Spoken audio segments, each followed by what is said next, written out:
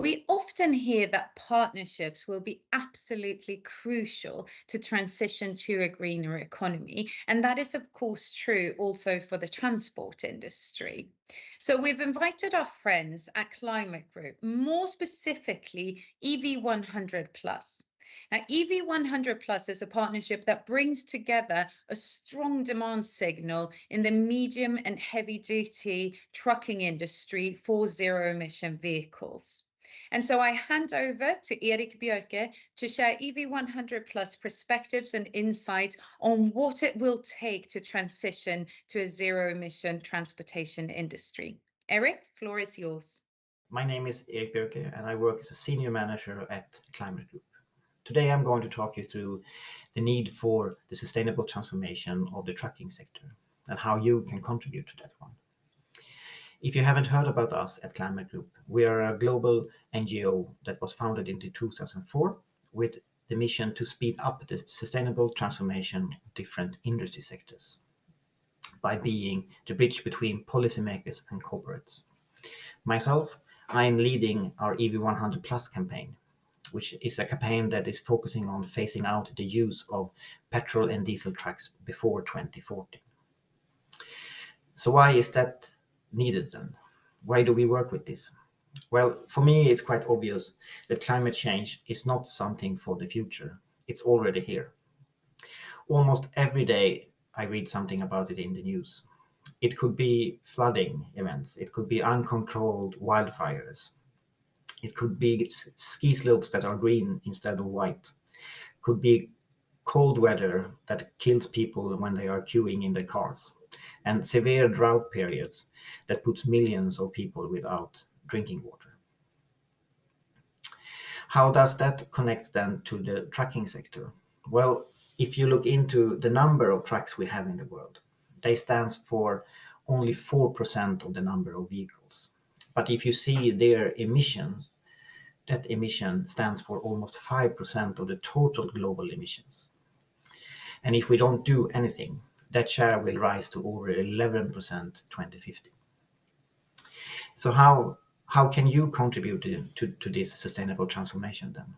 Well, this transformation needs both a shift in technology as well as a shift in behavior.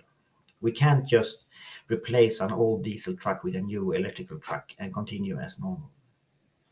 So it's important that you work with your customers. Try to find ways of decreasing the number of transport, not just replace the truck itself. Think outside the box. As an example here, the electrical truck is more silent than the diesel truck. Does that mean that you can do your deliveries 24/7 instead of, as today, in the morning in urban areas? And how does that affect then your cost calculations?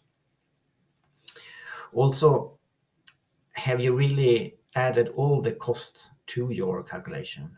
The cost of not doing this shift? We know that there are many cities, especially here in Europe, that will implement environmental zones. What and how does that affect your calculations for the diesel truck? Will that one be as free to drive around as today? I also would like you to commit to use electrical trucks. That will be the superior technology going forward for this sector.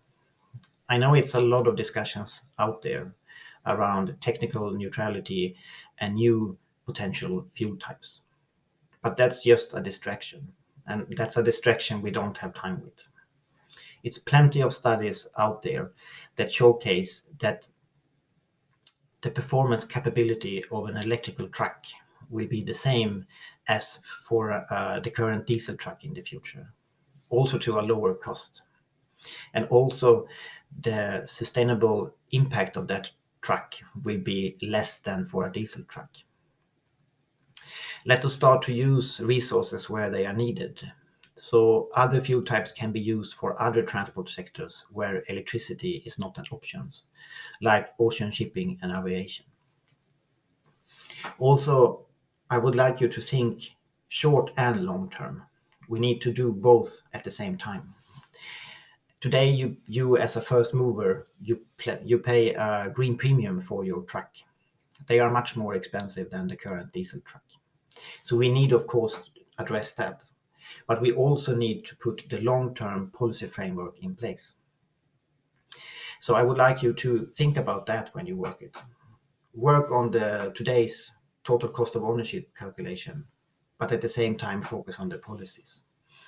And you can do that by, for example, join us at EV100 Plus to push the policy both short and long term, or talk to some of our peers out there that also work with this in different way. If you now have stayed with me this far, I just want to ask you for a final thing. And that is that we need collaboration to do this. We can't do this alone. We need to look outside the silos, work together with our peers and other companies and other sectors. And we need to talk about what we are doing, not just the success stories, but also the failures and the barriers we see, both short and long term. You can't do this alone. So let's start to collaborate. Thanks for listening. Have a great day.